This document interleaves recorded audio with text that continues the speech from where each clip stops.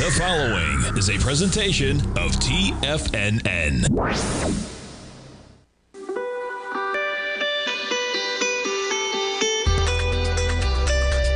The Morning Market Kickoff with your host, Tommy O'Brien.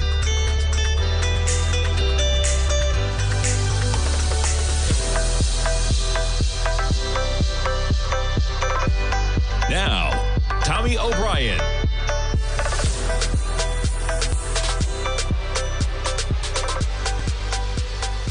Good morning, everybody. I'm Tommy O'Brien, coming to you live from TFNN just after 9 a.m. Eastern Time. Got about 24 minutes to go until the start of trading, and we got a little bit of a mixed market so far this morning. S&P's negative by 9 points, trading at 58.52. You get the NASDAQ 100 barely in the positive. Nice round number, 20,500 to the penny right now.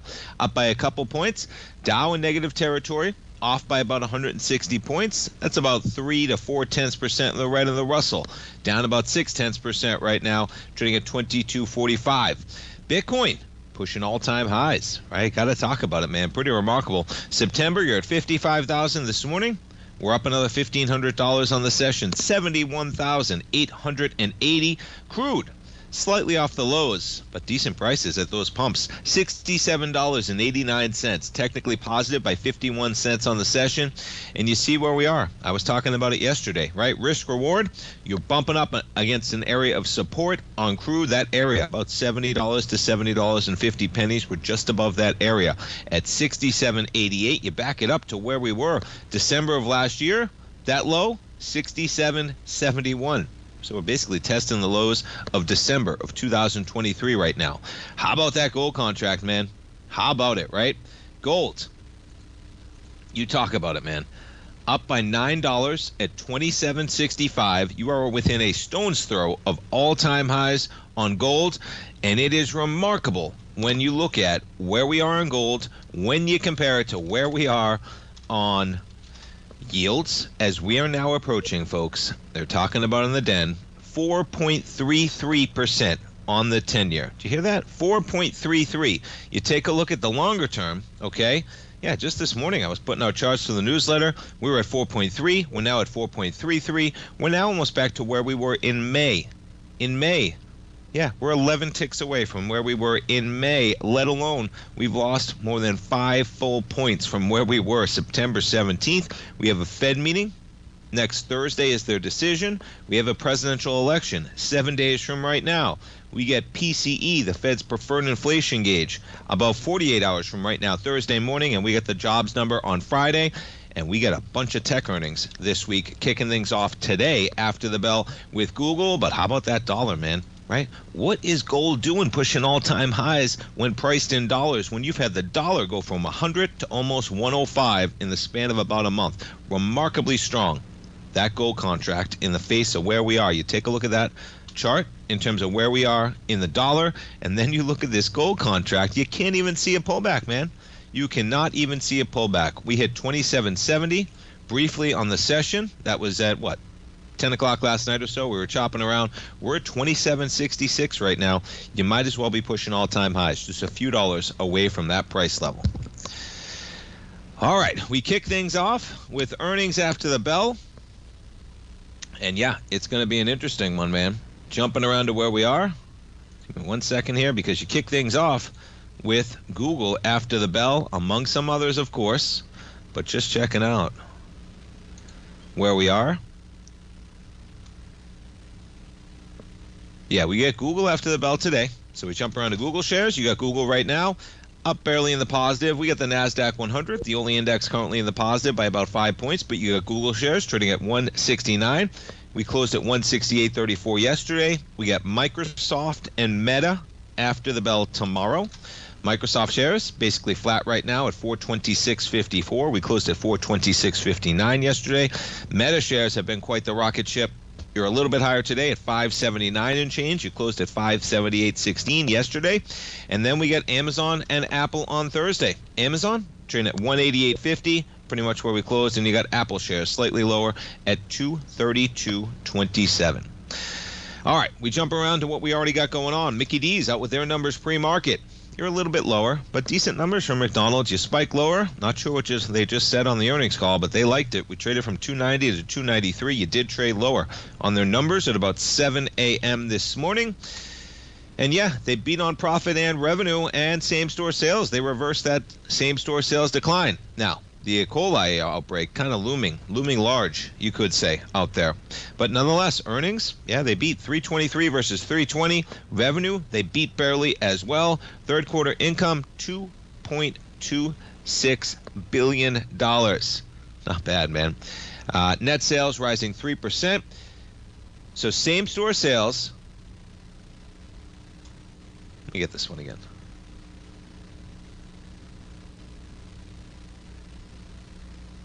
Yeah, same-store sales rose 0.3%, okay,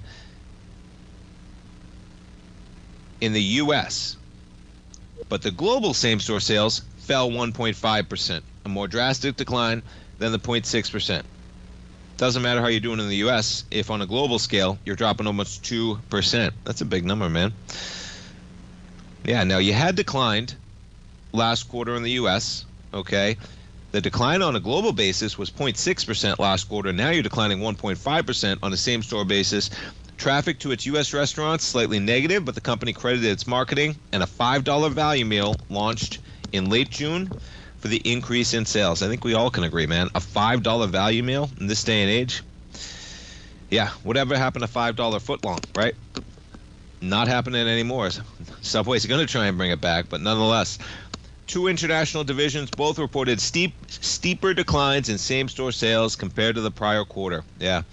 So the international operated market segments, that's talking about France, Germany, Australia, same-store sales shrinking 2.1%. And then when you talk about the international developmental license markets, how about a decline of 3.5%? Now that's talking about the Middle East and China. And yeah, looking ahead, it's unclear how the E. coli outbreak might affect U.S. sales. Be a little careful with Mickey D's in the short term, man. In the long term, there's only one McDonald's, okay? And you got quite a nice little upturn channel here that you're in. Nothing saying we can't test the bottom of this channel, though. That bottom would be about 275 to 270. You're trading right now at about 296. You came into that E. coli outbreak at 317. And what to keep in mind here, right? U.S. same-store sales are the bright spot here, right? International had declined. U.S. was the bright spot. And now you're going to have an E. coli drag, okay? And as I mentioned yesterday, all right, trust yourself a little bit. When you hear things talking about, you know, the quarter pounder's back, folks. I talked about it on the program yesterday. The quarter pounder, it's back. Are you rushing to Mickey D's to try that quarter pounder? They're not putting the onions on it. I just let things play out a little bit for a week or two, right? Boy, if anybody is thinking like that, man, you're going to see a meaningful hit to some degree. How meaningful? We're going to find out. But the fact that we are in this channel line and you got a little bit of room just even to the downtrend of that, you know, McDonald's just went from 243 to 317, folks, from July to the beginning of this month. 243 to 317. That's almost a 30% acceleration. There's nothing wrong if this thing just pulls back, test that channel, and maybe that's where you get the pop. If you're looking to get in Mickey D's, keep your eye on that. Because, yeah, maybe 270, you know, in theory, could you test the lows of July? You better believe you could, especially. Boy, you get any more headlines, and hopefully you don't, but you get any more headlines for E. coli. Watch out, folks. All right, we got a lot to talk about, folks. We got more earnings already out this morning. We'll talk about some of those. We'll talk some numbers. Stay tuned. I'll be right back. If you're looking for potential trading setups in the stock market, then Rocket Equities and Options Report is a newsletter you should try. Tommy O'Brien delivers options and equity trades when the markets present them using a combination of fundamentals and technicals. Sign up for Rocket Equities and Options Report today with a 30-day money-back guarantee so you have nothing to risk. For all the details and to start your subscription today, visit the front page of TFNN.com. TFNN, educating investors. In the world of trading, only a few names stand out like Larry Pesavento, a pro's pro with over 50 years of experience. Larry has seen it all. A former Chicago Mercantile Exchange member, Larry has authored 10 books and trained over 1,000 traders with his unmatched expertise. Introducing Fibonacci 24/7, Larry Pesavento's daily trading service that turns the complexity of markets into opportunities. Published every Sunday, receive a comprehensive report packed with detailed commentary, charts, and videos that illuminate the patterns shaping the markets, with updates throughout the week exclusively for subscribers. Whether through charts or videos, Larry's analysis is your roadmap to navigating the markets. You can sign up now at TFNN.com for just $97. And with all TFNN newsletters backed by a 30-day money-back guarantee, you have nothing to risk. For all the details, visit TFNN.com. You'll find Fibonacci 24/7 right under the newsletters tab. Building wealth trading in the stock market seems impossible to most people. They think it's too volatile and risky. Most people aren't going to take the time to educate themselves on how to do it right. But you're not most people, are you? At TFNN, you'll get the guidance you need to refine your strategies and techniques to invest like a pro. Because you'll be a pro. All TFNN subscriptions, books, software, and courses are available at TFNN.com. And I'm even going to tell you how to get them for less. Use TFNN's Tiger Dollars and you'll get up to a 20% bonus on your purchase. And once you apply them to your account, Tiger Dollars are automatically used for all future or recurring charges. Tiger Dollars also never expire, are fully transferable, and are a great way to add savings to your newsletters or services. Become the investor you were born to be at TFNN.com. TFNN, educating investors.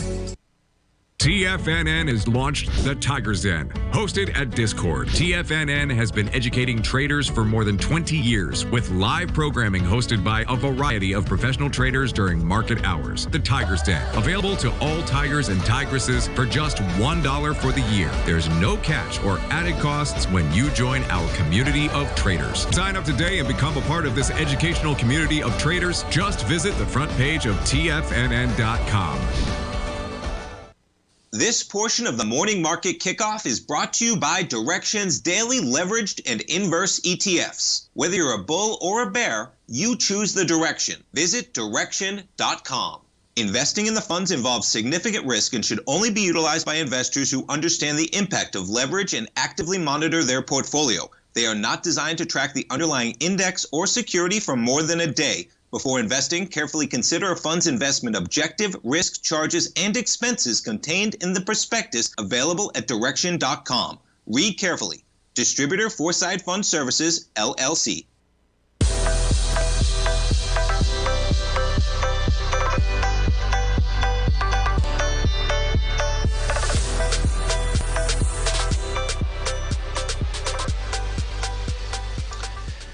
Welcome back, folks. We got the S&Ps negative by 12 right now. All the markets rolling over slightly in the red right now. We jump around to what else we have going on in terms of numbers. You jump over to PayPal shares. Out with their numbers this morning. A little bit of volatility. Earnings call kicking off at about 8 in the morning. PayPal down about $2.